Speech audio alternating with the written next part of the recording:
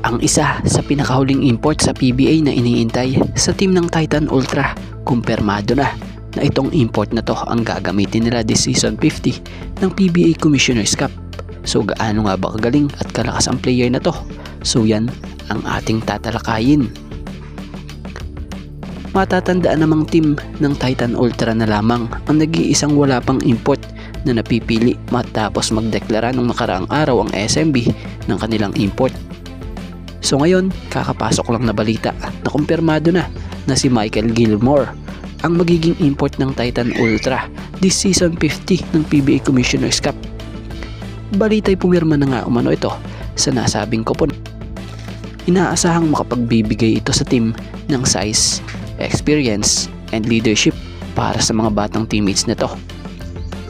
So batay sa report na ating nabasa, expect nga raw po na maglalaro ito ng heavy minutes kung saan lalaroin daw nito dito ay major role. So inaasahang makapagdaragdag ito ng magandang opensa sa kanila at bukod dito, syempre yung depensa. Sa mga hindi familiar kay Michael Gilmore, isa itong 6'10" na kayang maglaro kahit pa 3, 4, 5 position. Kita nyo naman yung galawan niya. Sa taas niyang 6'10", kala mo guard kung magbaba ng bola or kung gumalaw.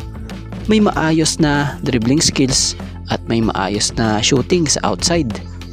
Pero ang pinakabibilib ka rito ay ang pagiging mahusay na rim protector nito at pagiging rebounder.